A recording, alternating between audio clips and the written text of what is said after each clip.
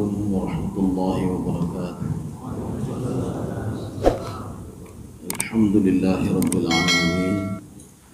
Wassalatu wassalamu ala asyrafil anbiya'i wal mursalin wa ala alihi wa ashabihi ajma'in. Raditu billahi rabba bil islami dina wa bi Muhammadin nabiyya wa rasulah. Rabbi syrah li sadri yassir li amri wahlul 'uqdatam min lisani yafqahu qawli. Allahumma ij'al jam'ana hadza jam'an marhuma wa tafarruqana min ba'dihi tafarruqan ma'suma. Kaum muslimin dan muslimat sidang jamaah subuh yang dirahmati Allah. Kita masih pada surah An-Nazi'at, sudah sampai ayat 21.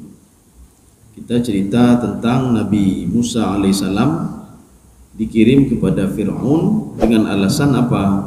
Innahu tagha. Jadi Fir'aun itu sudah kelewat batas. Jadi makanya dikirimlah Nabi Musa alaihissalam untuk mendakwahi Fir'aun. Tetapi akibat dakwah Fir'aun itu apa hasilnya? Ya, jadi ayat yang 21 ini tentang hasil daripada dakwah kepada Fir'aun laknatullah. A'udzu billahi minasyaitonir rajim. Bismillahirrahmanirrahim. Fakadzdzaba wa 'asa. Jadi kita harus bisa membedakan. Nanti di Al-Qur'an itu ada kalimat yukdzibun, ada kalimat yukadzibun, itu berbeda. Kalau yakdzibun itu berasal dari kalimat kadzaba yakdzibun. Kadzaba yakdzibu karena banyak, kadzaba yakdzibun atau takdzibun. Tetapi nanti satu lagi kadzaba yukadzibu. Nanti ada yukadzibun, yakdzibun, yukadzibun. Kalau kalimatnya yukadzibun dengan tasydid, ini artinya apa? Kebohongan itu dia sengaja. Ya. Tapi kalau yakdzibun, dia bohong hari ini, besok sudah bertobat kepada Allah Subhanahu wa taala. Jadi artinya beda nih, Pak. Jadi kalau ada tasydid itu maknanya disengaja. Peko-peko istilahnya. Tapi kalau tidak ada menggunakan tasydid, dia berbohong saja. Bisa saja setelah berbohong dia setelah itu bertobat kepada Allah Subhanahu wa taala.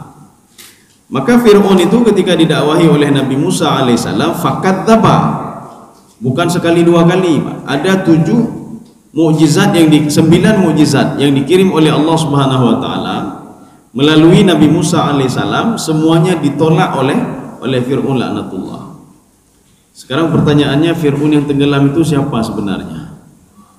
Fir'aun yang membesarkan Nabi Musa itu siapa sebenarnya? Kalau kita melihat di dalam orang barat, dalam teori-teori baratnya, orang barat mengatakan itu ayahnya Fir'aun yang mengaku Tuhan itu namanya Seti. Namanya Seti. Kemudian setelah itu Ramses II. Makanya orang barat mengatakan itu yang tenggelam itu adalah Ramses II yang tenggelam di Laut Merah. Tapi setelah diteliti oleh peneliti, Ramses II itu matinya bukan di laut. Kenapa? Karena tidak ada unsur garam di dalam tubuhnya. Jadi umur dia itu umur 90 tahun dia mati. Ketika dicek rupanya kanker mulut dia. Jadi artinya tidak mungkin dia tenggelam. Ini satu. Yang kedua, kalau kita merujuk ke dalam siapa nama Mukhaili, apa namanya? Lupa saya. Peneliti barat itu, dia setelah meneliti itu, dia mengatakan, nanti kita lihat versi Al-Qur'an lagi. Dia mengatakan Ramses II itu yang mengaku diri dia Tuhan. Sedangkan Fir'aun yang lain tidak pernah mengakui kalau dirinya Tuhan. Pada masa Nabi Yusuf alaihissalam, beliau juga hidup pada masa Raja Mesir. Tapi Raja Mesir waktu itu tidak mengakui diri dia Tuhan. Tapi ketika Ramses II, dia mengakui diri dia Tuhan. Umur dia 90 tahun, ya sama seperti teori barat tadi. Umur dia 90 tahun. Tetapi ketika dia itu umur 90 tahun dia meninggal dunia, datang Nabi Musa alaihissalam dari Madian. Nabi Musa mengungsi di Madian umur selama 10 tahun. Ketika dia kembali ketemu dengan Fir'aun, umur dia sudah 80 tahun. Jadi artinya kalau raja itu berkuasa umur 25 tahun atau 24 tahun, ketika umur dia 60 tahun Musa pergi ke situ, dia sudah tidak ada lagi. Maka ada anaknya namanya Merneb. Merneb inilah yang tenggelam di Laut Merah. Kaum muslimin sedang jamaah yang dirahmati Allah Subhanahu wa taala. Kalau kita melihat ke dalam tafsir ya, memang nanti agak beda-beda. Ada yang mengatakan Nabi Musa itu diangkat menjadi rasul umur 40 tahun. Berarti kalau umur 40 tahun, makanya dalam tafsir Jalalain apa kata beliau? Fir'aun itu dikutuk oleh Allah, dilaknat oleh Allah sebab 2 kali mengatakan kalimat yang sama. Apa kalimat yang sama? Pertama sekali dia mengatakan sayalah Tuhan, wa hadhil anharu tajri min tahti.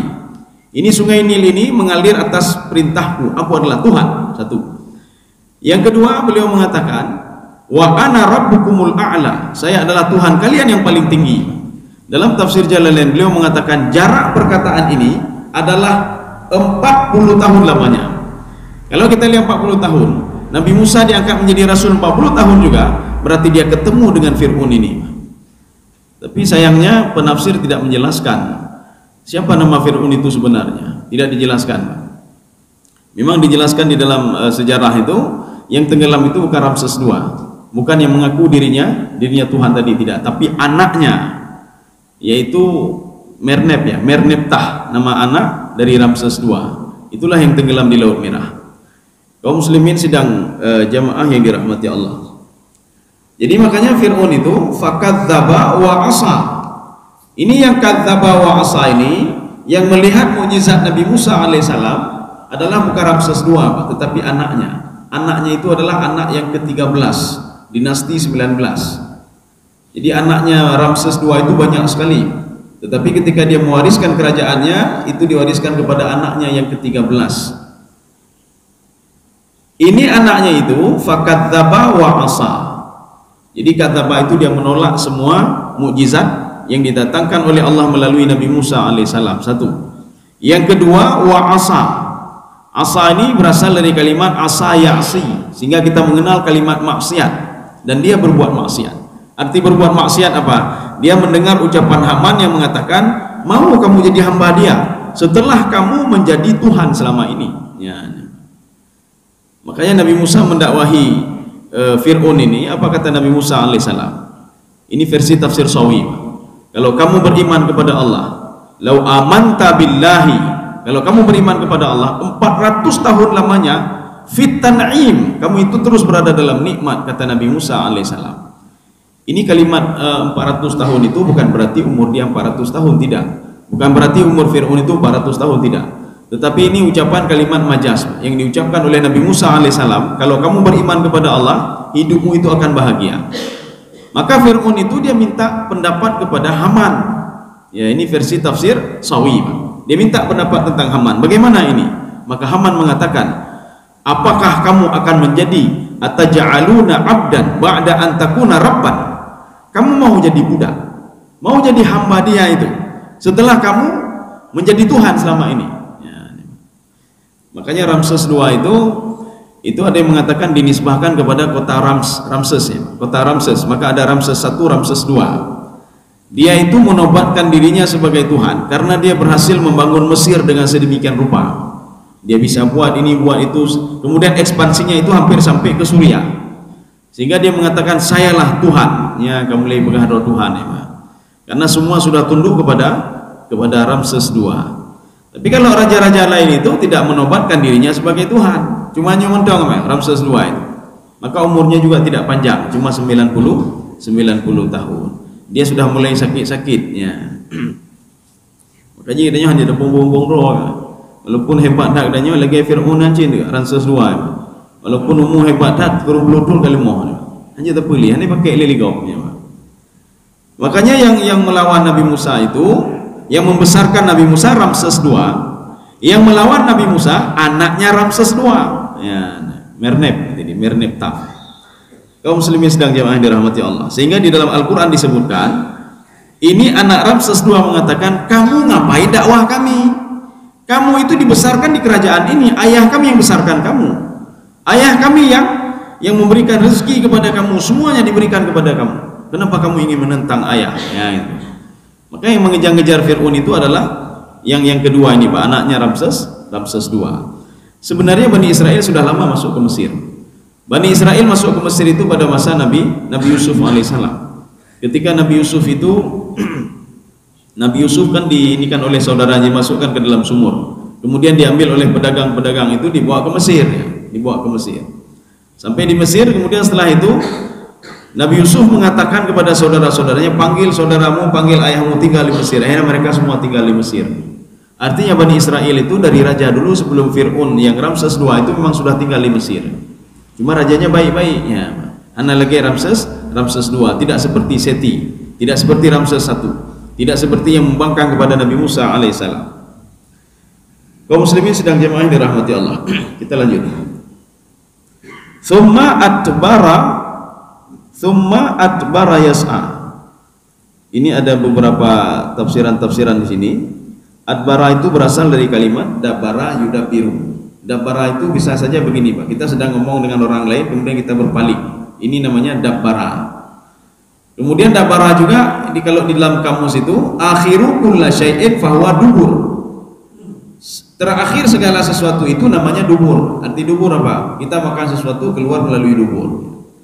Berarti kalimat di sini adbara ini dia tidak menerima dakwah Nabi Musa alaihissalam, tidak diterima, ditolak mentah-mentah. Satu. Penafsiran yang kedua dalam tafsir Al-Qurtubi, adbara yas'a, dia itu lari dari neraka, dia takut masuk ke neraka. Ya, itu nanti ceritanya nanti itu. Jadi dalam versi tafsir Al-Qurtubi, dia lari dari neraka. Makanya ketika orang lari dari neraka ini menggunakan juga kalimat ini. Jadi ada orang tawalla dalam Al-Qur'an itu, ketika seseorang itu adbara wa tawalla, dia berpaling dari neraka dan neraka langsung mengambil dia. Maka kalimat ini dihubungkan oleh penafsir dengan ayat ini juga. Fir'aun itu adbara wa yas'a, dia itu lari dari neraka ketika akan dibawa ke neraka, wa yas'a, dan berusaha untuk bisa masuk ke dalam surga. Ya, kan nggak mungkin. Kaum muslimin sedang jamaah yang dirahmati Allah. Maka kalau dalam versi tafsir Jalalain, adbara itu maknanya apa? Dia tolak mentah-mentah. Dia tidak beriman kepada Nabi Musa alaihissalam. Padahal sudah jelas Allah mengatakan fa'arahul ayatal kubra. Saya perlihatkan kepada Fir'aun itu bukan 1-2 mukjizat, tidak, tapi 9 mukjizat saya nampakkan kepada Fir'aun laknatullah. Tapi tidak satu mukjizat pun yang diakui oleh dia. Walaupun pada mukjizat yang keberapa itu? Ketiga, keempat ya. Mukjizat yang ketiga atau keempat itu sempat diakui oleh Fir'aun laknatullah. Tapi setelah itu dia tidak percaya kepada Nabi Musa alaihissalam. Ketika laut, salah satunya, ketika laut merah laut Sungai Nil ya, Sungai Nil itu berubah menjadi darah. Jadi selama 1 minggu penduduk Mesir itu mengkonsumsi darah karena tidak ada air lain. Kemudian Bani Israel dan suku Kipti mendatangi Nabi Musa, mendatangi Fir'aun laknatullah. Apa permohonan mereka? Kamu kan Tuhan, tolong rubah air Sungai Nil ini yang merah ini, yang menjadi darah ini menjadi bersih kembali. Apa kata Fir'aun laknatullah? Saya tidak bisa. Yang bisa adalah Tuhannya Musa. Akhirnya mereka semua mendatangi Nabi Musa alaihissalam. Pada hakikatnya Fir'aun mengakui Allah Subhanahu wa taala. Ini Mernep ini. Dia mengakui kebesaran Allah Subhanahu wa taala. Tetapi dia selalu mendengar Haman. Haman itu yang membisikkan dia setiap hari. Kemudian apa kata Fir'aun laknatullah kepada Nabi Musa alaihissalam? Kalau kamu bisa merubah air ini menjadi seperti semula, ambillah Bani Israel dan kami akan beriman kepadamu, kata Fir'aun laknatullah. Tapi ketika air itu berubah kembali menjadi bersih kembali, apa kata Fir'aun? Hadza sihrun mubin. Ini sihir yang nyata. Karena Fir'aun itu dia hidup bersama penyihir-penyihir dari suku Kipti dan Bani Israel. Ada yang mengatakan hampir 7.000 orang penyihir dia yang selalu memberikan masukan-masukan kepada dia kalau Nabi Musa itu tidak benar. Akhirnya apa? Fir'aun penyihir-penyihir itu dari suku Kipti dan Bani Israel ketika melihat mukjizat Nabi Musa alaihissalam, tongkat menjadi ular, mereka semua sujud dan patuh kepada Allah Subhanahu wa taala. Kaum muslimin sidang jamaah yang dirahmati Allah. Ya, ini kita lanjut. Fahasyara fanada. Jadi makanya fahasyara ini berasal dari kalimat mahsyar. Kalau kita dengar kalimat mahsyar, arti mahsyar apa? Mahsyar itu sebuah padang yang manusia dibangkitkan banyak sekali, ini namanya mahsyar. kalimat ini digunakan oleh Allah Subhanahu wa taala. Fahasyara fanada. Fir'aun ketika ditentang oleh Nabi Musa alaihissalam itu dengan dua mukjizat tadi, maka Fir'aun menggunakan di samping sungai Nil itu ada seperti padang pasir yang luas sekali, tempat untuk melawan Nabi Musa alaihissalam. Itu namanya Yaumuz Zinah namanya. Jadi artinya setiap tahun itu Fir'aun selalu berkumpul di samping sungai Nil dengan rakyatnya, namanya Yaumuz Zinah. Pada hari itu supaya sungai Nil tidak kering, maka seorang wanita itu dikorbankan, dimasukkan ke dalam sungai Nil supaya dia tidak kering setiap tahun. Momen ini dimanfaatkan oleh Fir'aun untuk memalukan Nabi Musa alaihissalam di depan Bani Israel dan suku Kipti, dan di depan para penyihir-penyihirnya, 7.000 penyihir. Nabi Musa mengatakan tidak ada masalah. Kapan kita ini? Oh nanti Yaumuz Zinah, hari zinah. Jadi zinah itulah yang ketika orang berkumpul semuanya. Seperti kita ketika nanya, puro ada dajak ke dia, dah bilang uro rabu pak di Tibreh pak. Ya. Nanti ada orang Sabtu pak, uro Sabtu. Semua manusia berkumpul melihat lembu, ya kalau lemau pak. Semua manusia berkumpul melihat untuk kurban. Jadi ini artinya ketika manusia berkumpul semuanya, kalimat ini yang digunakan oleh Allah. Fahasyara fanada. Dia kumpulkan seluruh rakyat Mesir dari suku Kipti dan Bani Israel, dia mengatakan kalimat yang sangat dibenci oleh Allah. Ini kalimatnya. Faqala ana rabbukumul a'la. Saya adalah Tuhan kalian paling tinggi. Sebelumnya dia juga sudah pernah mengatakan, wa hadhil anharu tajri min tahti. Wahai Bani Israel, ini laut ini, sungai ini itu di bawah kontrolan saya. Saya adalah Tuhan. Ini sama juga seperti yang dikatakan oleh Numrud. Numrud dia mengatakan kepada Nabi Ibrahim alaihissalam, ana uhyi wa umit. Saya bisa menghidupkan dan saya bisa mematikan, kata Numrud. Ketika itu dibawalah dua tawanannya, dinampakkan di depan Nabi Ibrahim alaihissalam. Nabi Ibrahim masuk penjara juga, bukan tidak masuk penjara. Dipenjara oleh Numrud. Gara-gara apa? Nabi Ibrahim memenggal leher patung-patung Numrud, laknatullah. Ketika itu apa kata Numrud? Saya bisa menghidupkan dan saya bisa mematikan. Coba perhatikan dua orang tawanan ini. Satu orang saya lepas, maknanya apa? Saya hidupkan dia. Satu orang saya bunuh, maknanya apa? Saya bisa mematikan dia. Ketika itu Nabi Ibrahim alaihissalam tidak tahu menghujah apa lagi kepada Numrud laknatullah. Apa kata Nabi Ibrahim alaihissalam? Tuhanku itu bisa menerbitkan matahari dari timur. Sekarang coba terbitkan matahari dari barat. Fabuhital ladzi kafar. Itu orang-orang kafir itu, Numrud merasa tidak sanggup dan tidak bisa, dan dia marah sekali Pak. Kalau demikian begini saja, kamu minta tolong kepada Tuhanmu. Kalau Tuhanmu bisa menolongmu, sekarang saya bakar kamu. Coba minta tolong kepada Tuhanmu. Dari bunuh mendawa tapi kata Numrud, kamu katakan Tuhanmu bisa begini, bisa begini, bisa begini. Sekarang coba bisa nggak tolong kamu ketika saya bakar kamu? Kaum muslimin sedang jemaah yang dirahmati Allah. Jadi makanya di dalam tafsir Sawi beliau mengatakan, faqala ana rabbukumul a'la. Ini adalah kalimat kedua yang dilakukan oleh Fir'aun, sehingga Allah Subhanahu wa taala memberikan pelajaran kepada Fir'aun laknatullah.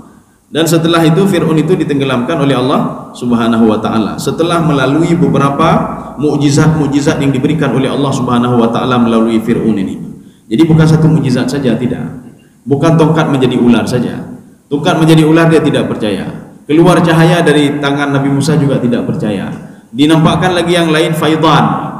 Jadi faidan tufan. Tufan itu apa? Air laut yang naik terus. Dia tidak percaya juga. Kemudian setelah itu, farsalna alaihim tufan wal jarad.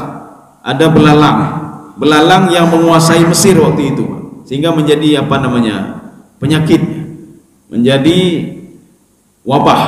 Tapi Fir'aun tidak percaya juga.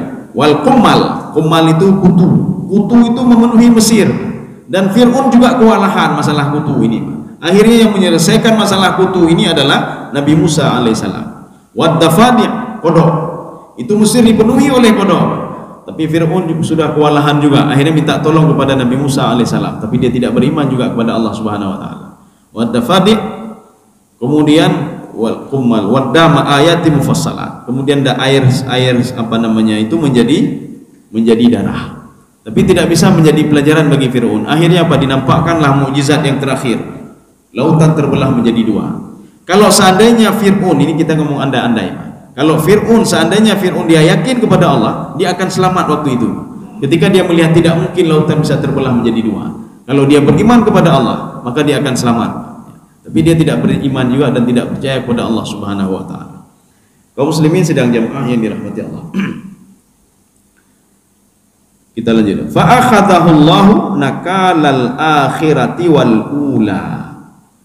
Ya, jadi Fir'aun itu, akhadha itu adalah sebuah kalimat majaz. Akhadha itu mengambil, tetapi kalimat mengambil itu digunakan oleh Allah Subhanahu wa taala untuk mengazab Fir'aun laknatullah. Fir'aun itu diazab oleh Allah Subhanahu wa taala nakalal akhirati wal ula. Dunia akhirat diazab oleh Allah. Jadi bukan di dunia saja, di dunia dan di akhirat. Jadi makanya di dalam Al-Qur'an itu Allah mengatakan begini, kalau kamu patuh kepadaku, kata Allah, kalau kamu patuh kepadaku, maka akan aku permudah hidupmu. Fasanu yassiruhu lil yusra. Kemudahan itu akan saya permudah lagi, kata Allah. Tetapi kalau permudahnya bukan di dunia saja, tidak. Maka Imam Ibnu Katsir dalam tafsir beliau itu lil mudawamah. Jadi fasanu yassiruhu itu fa itu lil mudawamah. Arti mudawamah apa? Terus menerus. Selama di dunia ini diberikan kemudahan oleh Allah. Kemudian ketika meninggal kemudahan juga.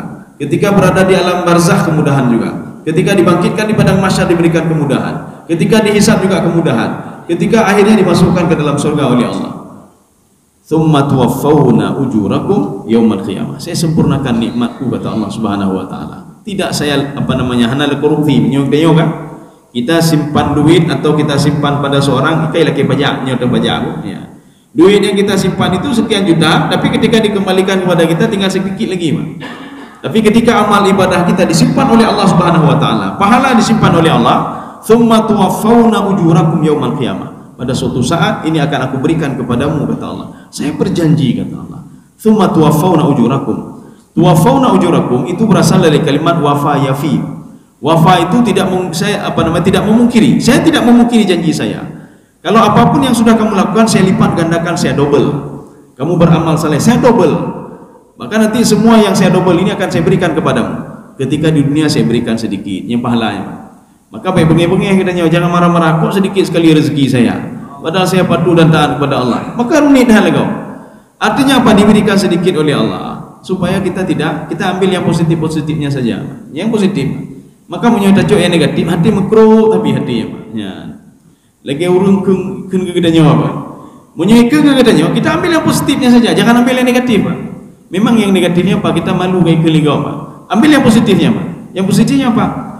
Paling-paling ke pahala juk gelu ya, Pak. Ambil yang positifnya, Pak. Ketika kita mengambil yang positif itu akhirnya menjadi membuat kita ini termotivasi. Alhamdulillah, tersenyum selalu, Pak. Kalau kita mengambil yang negatifnya, memang negatifnya lebih banyak, 70% ikeng gedanya, Pak. Ini negatifnya 70 itu bisa menjadi 100 kalau lama-lama hatinya sakit hati, tapi ikut dulu macam-macam jadi 70 darah-darah maknya. Jadi makanya setiap ada apa saya ambil yang positif. Terjadi kecelakaan, ambil yang positif. Ketika yang sakit, ambil yang positif, Pak. Sehingga seorang itu ketika mengambil sesuatu hal yang positif, walaupun positif itu sedikit ya, Pak, akan membuat hidupnya nyaman, tenang hati, Pak. Jangan pernah ambil yang negatif. Ketika kita terlambat, orangnya telat dajak penaji pesawat ke telat katanya. Kita ambil yang positifnya saja, mungkin begini.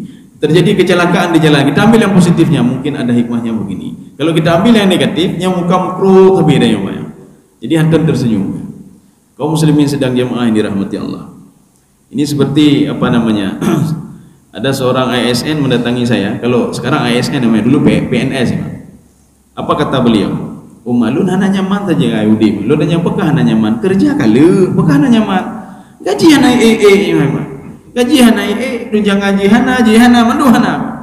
Lun bekah lun bino. Gila ke saran Pak lun, Pak. Apa ada saran tak?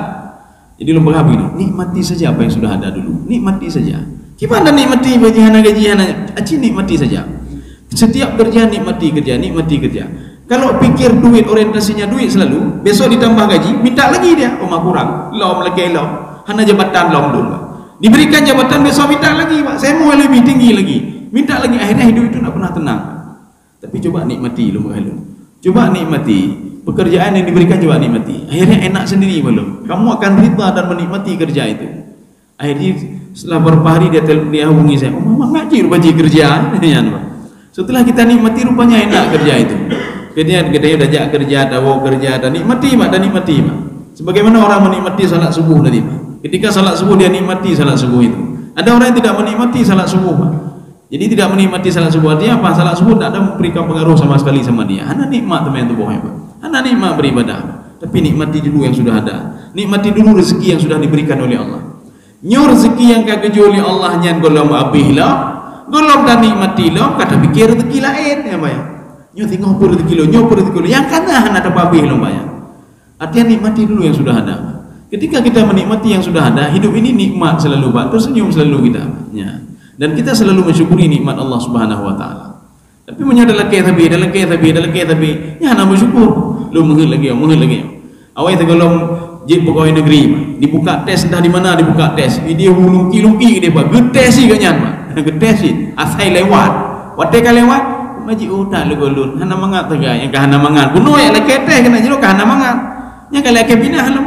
Lu pinah medang lun. Awai kena ngi ajak ya, Pak.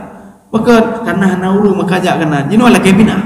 Nya beberapa urusan begadanya pemerintahan betul ya, hana betul. Awai gila ke gero kena ni. Ketika pindah mana Aceh, hanya jabatan tepu lu lagu, hanya jabatan tepu. Udah selalu apa namanya, laginya tapi udah banyak, Pak. Tidak pernah menikmati, Pak. Coba nikmati, ya. Kaum muslimin sedang jemaah yang dirahmati Allah. Kita lanjut ya. Maka jangan sampai seperti Fir'aun. Fa akhadhahu Allahu nakalal akhirati wal ula.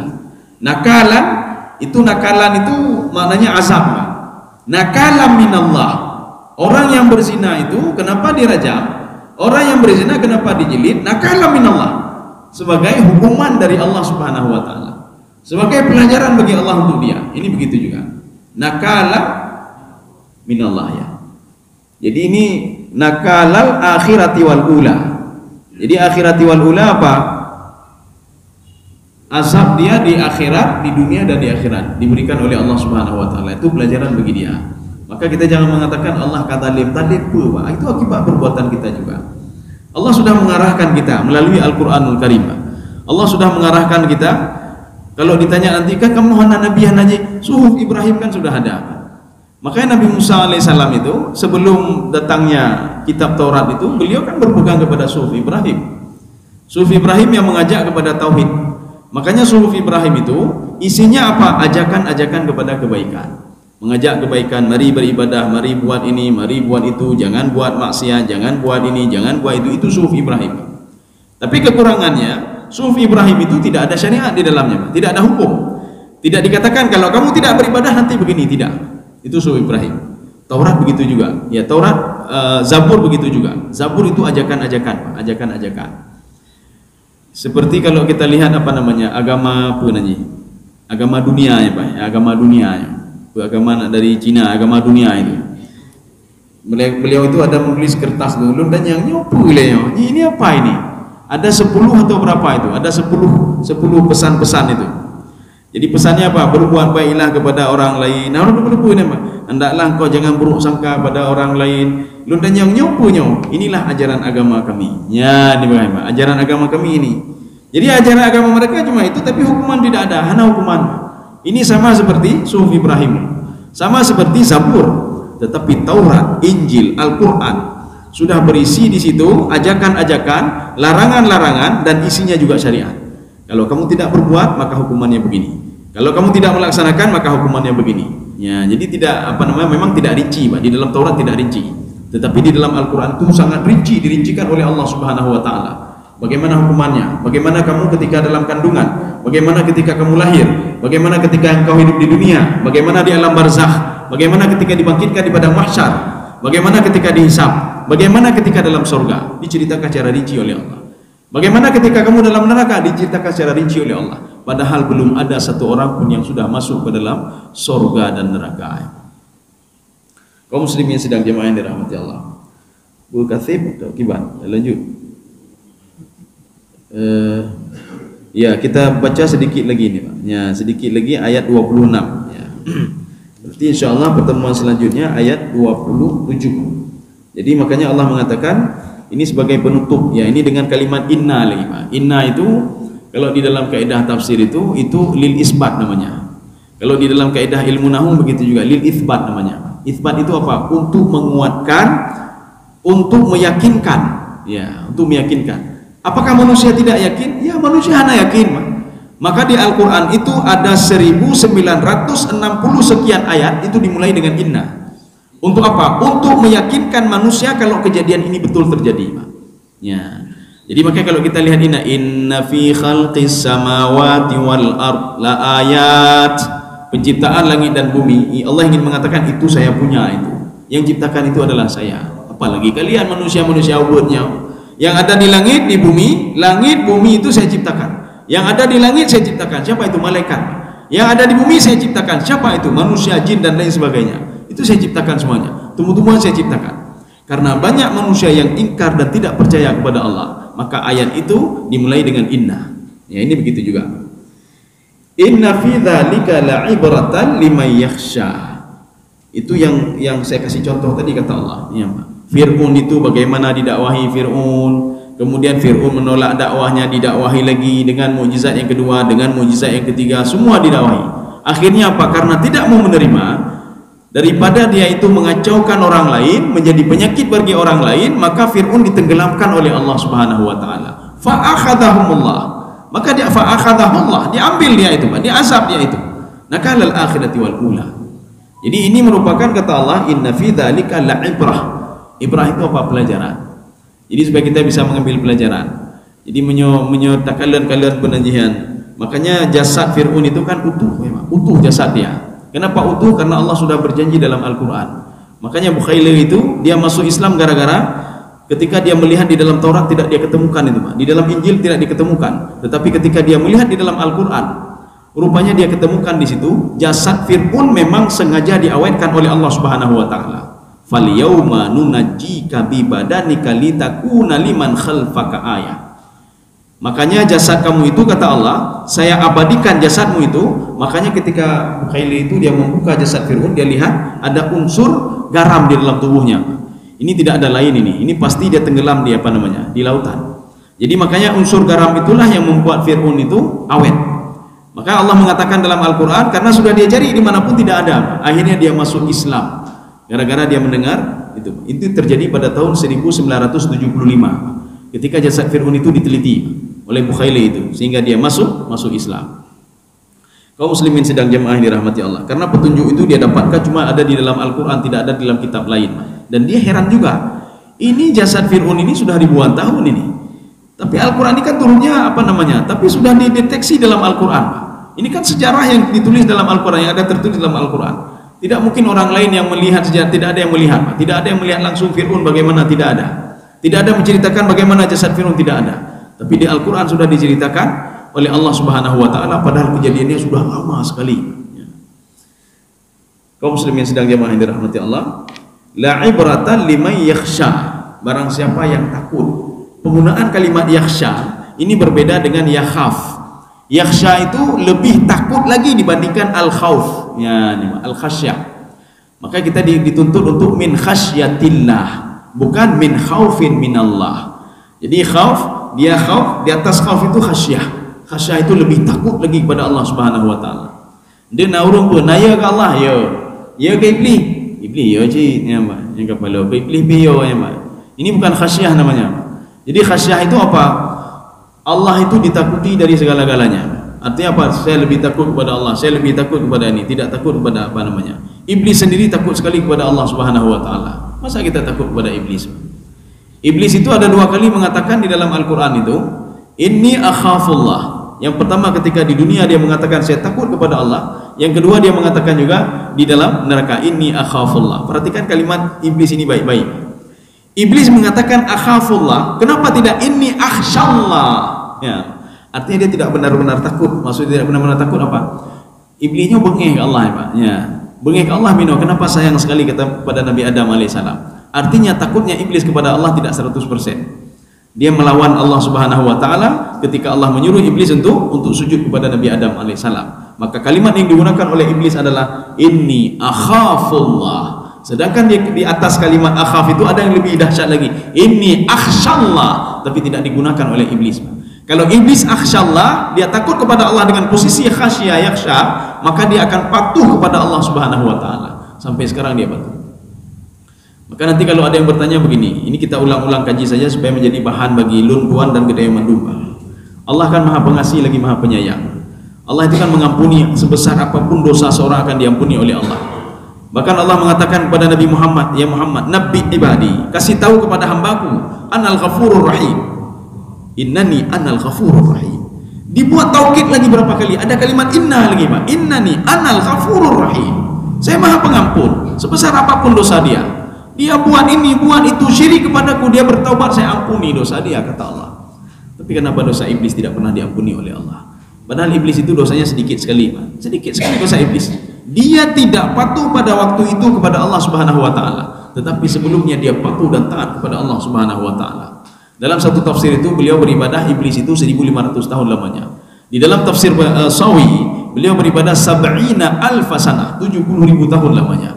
Tapi kenapa tidak diberikan ini oleh Allah Subhanahu wa taala? Kenapa tidak diampuni oleh Allah Subhanahu wa taala? Makanya ketika itu lu minta-minta pokok hana bupapun, pokok hana bupapun, Allah kan maha pengasih. Kalau dosa sedikit, Nabi Adam ada kepampun oleh Allah. Masa iblis ada kepampun oleh Allah Subhanahu wa taala? Ya. Rupanya dapatnya di dalam kitab Ihya Ulumuddin. Jadi di situ ada dialog ya, dialog antara iblis dengan Nabi Musa alaihissalam. Nabi Musa kan suka beribadah. Jadi selama umur Nabi Musa itu dia dia berdakwah kepada Allah dan dia beribadah kepada Allah Subhanahu wa taala.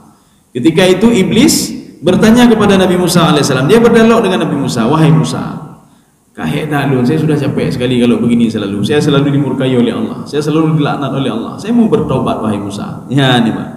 Nabi Musa senangnya luar biasa. Oh, berarti hana li musuhun ya. Kita nanti tidak ada musuh lagi kalau kamu sudah bertobat. Sekarang coba tanya kepada Allah, apa syarat taubat saya? Ini kata iblis, Pak. Coba tanya kepada Allah. Kamu kan ini akan beribadah kepada Allah. Coba tanya apa syarat supaya taubat saya diterima oleh Allah. Akhirnya setelah Nabi Musa alaihissalam beribadah kepada Allah, Nabi Musa berdialog dengan Allah. Apa kata Nabi Musa? Ya Allah, kabar gembira, iblis mau bertaubat. Iblis minta syarat. Apa kata Allah? Syaratnya dua saja. Kalau dua ini dilakukan, hari ini juga taubatnya, detik ini taubatnya saya terima, kata Allah Subhanahu wa taala. Yang pertama, minta maaf dulu kepada saya. Akui dulu kalau dia sudah bersalah dengan saya, kata Allah. Itu yang pertama. Yang kedua, minta maaf sama Nabi Adam alaihissalam. Ini dua-dua ini. Kalau mau dua-dua ini dilakukan, saya maafkan, detik ini saya maafkan. Akhirnya apa? Nabi Musa ketemu dengan iblis. Ditanya oleh iblis, "Apa syarat?" Ne akui dosa ke Allah. Hai petalah emang. Anda talah ya nyoba. Makanya kalau ada orang yang seperti ini, kita nasihati dia, hai dengku, petalah ni nyata mage iblis iblis. Dia tidak mengakui dosanya. Hai dong kamu dosa. Hana dosa dah talah yang telah dipulannya. Ji lagi maaf lu. Makanya iblis mengatakan saya tidak pernah salah dengan Allah. Jadi saya tidak pernah salah dengan Allah. Padahal dia kan tidak patuh pada Allah. Allah mengatakan akui dulu dosamu. Tidak, saya tidak ada salah ya Allah. Satu. Yang kedua apa syaratnya? Kamu pergi minta maaf sama Nabi. Nabi Adam. Ya Adam harus kena mereka maaf. Karena ketika diciptakan Adam belum beribadah lagi. Saya sudah beribadah, kata iblis, 1500 tahun lamanya. Siapa lebih tinggi derajat kami? Saya orang beribadah, dia tidak beribadah. Tapi tiba-tiba saya yang dilaknat oleh Allah, dia tidak dilaknat oleh Allah Subhanahu wa taala. Adam harus minta maaf ke saya. Gara-gara Adam saya diturunkan dari langit ketujuh oleh Allah Subhanahu wa taala. Nyonya datanya Pak Nabi Adam, Adam talah iblis. Bahkan Adam ego dalun. Tinggal lu berdebit dari surga. Makanya datanya dua-duanya, Pak. Tapi kelebihan Nabi Adam alaihissalam, kalau kita merujuk ke dalam kitab Sirajul Talibin yang adalah syarah dari Minhajul Abidin, Nabi Adam kan begitu juga. Watak Nabi Adam, lagi watak manusia ni, wayah kedanya, tidak mengakui juga dosa. Apa salah saya ya Allah? Putalah lun. Maka di situ disebutkan, bukan di dalam kitab Minhajul Abidin saja, tapi dalam tafsir Ibnu Abbas, dalam tafsir Ibnu Katsir disebutkan Nabi Adam terus menangis selama 200 tahun lamanya. Hatta qubilat taubatuhu, sehingga taubatnya diterima oleh Allah. Rupanya taubatnya diterima oleh Allah Subhanahu wa taala gara-gara Nabi Adam sudah mengakui kahek dah kayaknya Pak 200 tahun putalah lun ya Allah, putalah lun bukan mengihak kelun. Lagi kedanya hujung musibah ya Pak. Ketika kita diberikan musibah, apa salah saya ya Allah? Apa dosa saya ya Allah? Ya Pak. Saya berusaha beribadah, saya baca Al-Qur'an, saya buat ini, buat itu.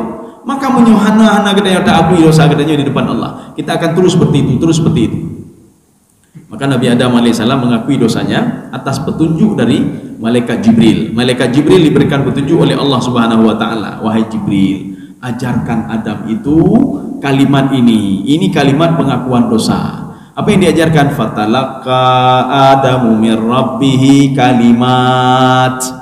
Jadi maksud kalimat itu apa? Ada sebuah ayat Quran yang diajarkan oleh Jibril kepada Nabi Adam alaihissalam. Ini yang kamu ucapkan supaya dimaafkan oleh Allah. Apa yang diucapkan oleh Nabi Adam alaihissalam? Rabbana innana zalamna anfusana wa illam taghfir lana lanakunanna minal khasirin. Ya Allah, lun zalim, inang lun zalim. Kalau engkau tidak mengampuni kami, orang-orang zalim ini, maka kami akan terus rugi ya Allah. Nya diulang-ulangi terus. Kemudian langsung dijawab oleh Allah Subhanahu wa taala, direspon oleh Allah. Fataba alaihi, fa ini fa sababiyah. Langsung diterima taubatnya pada waktu itu juga. Maka katanya ingin mengut, udip katanya mangat, diterima oleh Allah, hati tenang, ditiru akui dosa ni Allah. Ya Allah, lun dosa, lun zalim, ya akui cuma. Katanya benar, kita kalau punya anak ya, anak kita itu apa saja diambil punya kita apa? Icok sertifikat tanah ibu belau, icok sertifikatnya ibu belau, icok TV rumah ibu belau, dah kalau TV kahanale, sofa kahanale, mana hanale bagi icok lian yang menumbai. Ipo gade sertifikat rumah ya Pak. Nya kedai kan cukup pengih kan Pak.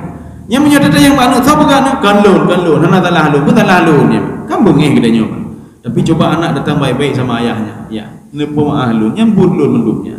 Nyambut lunnya yang punya sertifikat lun, yang punya lunnya, nepo maah lun ya Allah. Hati orang tua mana yang tidak luluh Pak? Kalau anaknya mengakui dosa-dosanya di depan orang tuanya, apalagi kedainya tak akui dosa di depan Allah ya Pak ya. Tapi dah dengan malah tak akui lun dosa ya Allah, lun talah ya Allah, nepo maah lun ya Allah. Ya saya rasa cukup sekian saja. Karena aku belum. Oh belum nah. Oh ya. Oh ya. Ya, jadi saya rasa demikian saja, mudah-mudahan ada manfaatnya bagi tuan dan jemaah sekalian. Subhanakallah bihamdika asyhadu an la ilaha illa anta astaghfiruka wa atubu ilaik. Assalamualaikum warahmatullahi wabarakatuh.